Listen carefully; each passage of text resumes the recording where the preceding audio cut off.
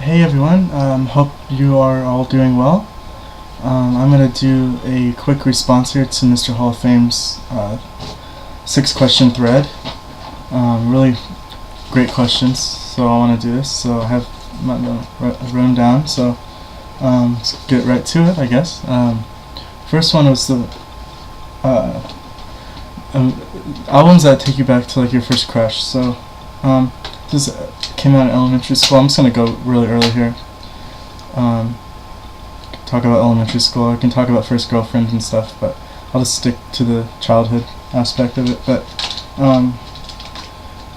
anyway, so yeah, I chose this one. I don't have it on vinyl. I would love to get it if I can find it. I think it's kind of rare now, but it's a bit of an outdated record, but I really like it, and I loved it when it came out, obviously. So it is Third Eye Blind. The album's called Blue. This was released in 1999.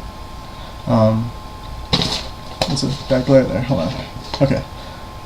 So anyway, yeah, elementary school I liked this one girl, and I remember I used to play this album in the background on the phone with her because I thought that it was good romantic sounding music, I guess. So I think I remember I was really into the song Wounded, and I just thought that was like the best like slow song ever. So yeah, don't know if I would still play this album in the background of a phone conversation, but you know, at the time it was great, and so that's that one. Okay, next question is, okay, 5 to 10 R&B albums. This was a tough one because I love the genre, R&B, soul, funk, etc. So I only chose 5 just to make it easy on myself, and not to be too long of a video. So I just went with the literal number 5. So here we go. First, great. I've shown an album of his on a previous video. So great. One of my favorite trumpet players. It's Donald Byrd. This album's Places and Spaces. This is original. Released on Blue Note, 1975. This is just a jazz funk album, but very R&B sounding because there's vocals in pretty much every song, and this is very R&B. This is a very R&B record. Not so much. It's not really jazz at all. Actually, it's more R&B and funk. But you know, the jazz purists hated him after in the 70s because he abandoned the traditional jazz style. But it's great, and his 70s, all of his work in the 70s is amazing, and I would definitely check that album out. Okay, next one. I love Stevie Wonder. I love all of his 70s records, especially Talking Book and Songs in the Key of Life, obviously, but I don't want to show those ones. I'm going to show this one instead. Hotter Than July. This was his first record he released after Songs in the Key of Life. There was that weird soundtrack he did. Can't think of the title of it, but it was about plants, but I don't consider that a Stevie Wonder record. But this was released in 1980. It's probably the last critically acclaimed album he did, I think. Yeah, I mean, because the rest of his 80s output is, you know, it's not that good, really, you know, but, well, in my opinion, but, yeah, 1980 release, and it's great because it has the influences of new wave in it, as well as, you know, so there's a lot of synthesizers, so like 80 synthesizers, you know, so it's really interesting, and this says Happy Birthday on it, which, I think it's probably the most known track on here, I think. But yeah, Master Blaster Jammin', it's just a great track. So next is, let's see, here's an obscurity here. I think this was released in 68 or 69, maybe 67. I forgot to look it up. It doesn't actually say on here, but it's At Home by O.C. Smith. It's a Southern soul singer. This was released on Columbia. Great baritone. Yeah, I would definitely check him out. I think he's a preacher now. I think he's one of those soul singers that, there's a lot of them, you know, that went to back to the church. So I believe he's doing that right now. But I may be wrong. I'm getting confused with someone else. But Okay. Here's a classic right here. This one. Hot Buttered Soul by Isaac Hayes. Fantastic record. Has a 12-minute version of Walk On By and a 19-minute version, almost 19-minute version of By the Time I Get to Phoenix. So, yeah, it's just the jam, and has 2 other tracks as well. Slightly shorter tracks, but oh man, it's just a crazy record. So smooth and just so wonderful. I love Isaac Hayes. His first 3 or 4 albums, I would say, are just wow. Okay, here's the next one. Dionne Warwick, In the Valley of the Dolls. She is, being known as a kind of a protege for Burt Bacharach. So this one in particular has a lot of Burt Bacharach tracks. So I have another one too, but I just like this one more because it has more of Burt Bacharach writing. He's just one of my favorite songwriters of all time. So and I guess this kind of fits into the soundtrack question as well, which I'll go to later, but I didn't even realize that until right now. So there's that one. And last one for now. I can do a whole bunch more, but I'm just going to end it here. The Fifth Dimension, Age of Aquarius. This one features Wedding Bell Blues, a popular song written by Laura Nyro. Also has The Sunshine of Your Love on it too, but wow, just great. Somewhat psychedelic soul from the late 60s. Okay, so there's R&B for you. Next question, soundtracks. Okay, I'm not a collector of soundtracks, not really a buyer. There are some soundtracks I want to get that are actual albums, like the Isaac Hayes and Shaft, or Superfly one, and Roy Ayers' Coffee, things like that are actual albums. But I'm not a fan of soundtracks really. So I don't really have that many. Let's see.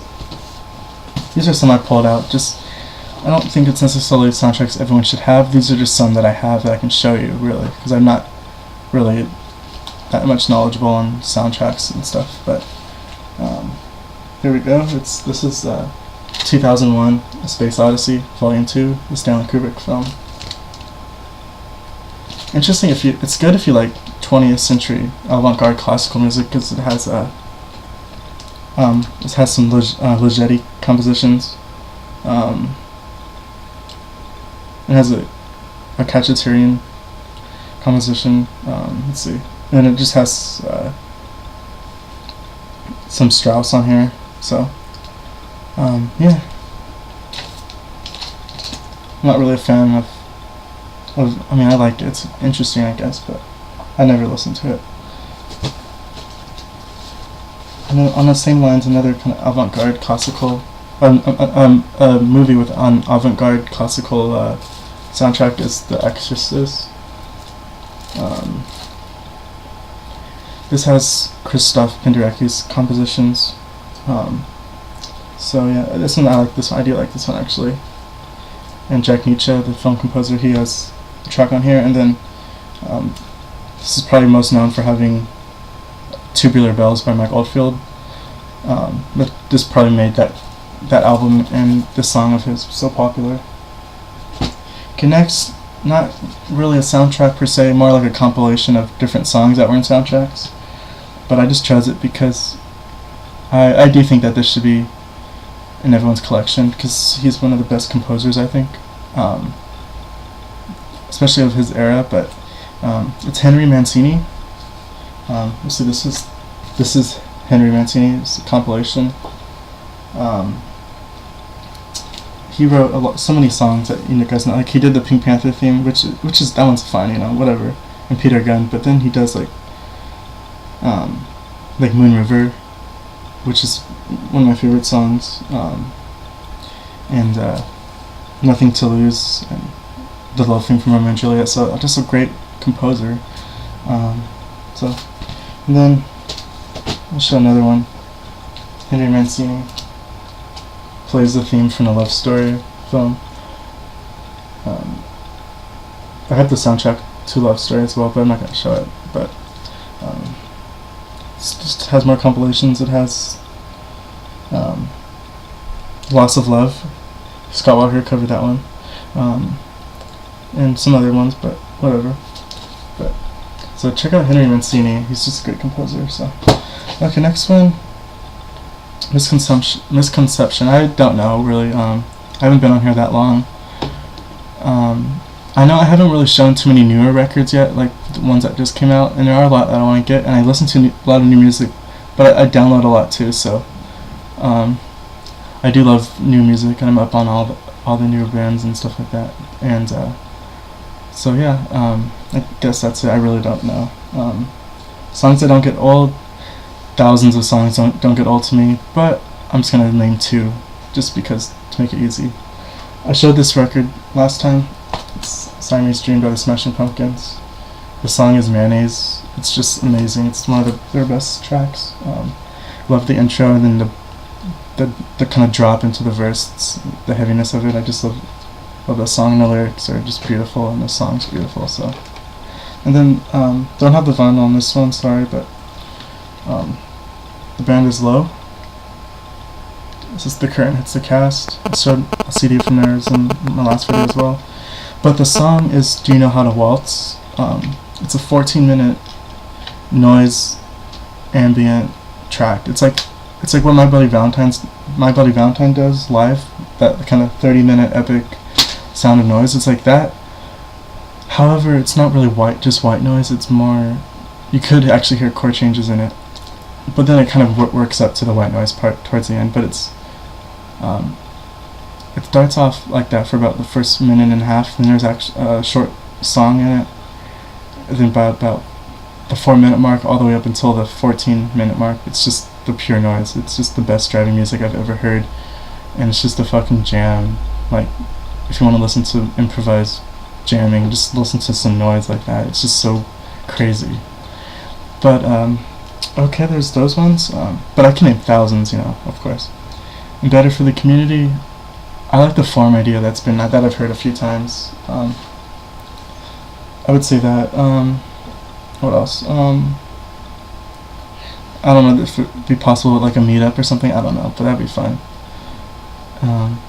If you're ever in an area of like one of the collectors that like if you're ever in a state or country of one of the collectors and you're nearby, just like give them a message. Just be like, hey, let's do something, or that'd be kind of cool. Just kind of open up a little bit more. Or if you live in the same area as well, so. But that's what I thought of for now. But anyway, thanks for the questions. Enjoy the video, and hope I answered the questions well enough. But alright, that's it for now, and I'll talk to you guys later. Bye.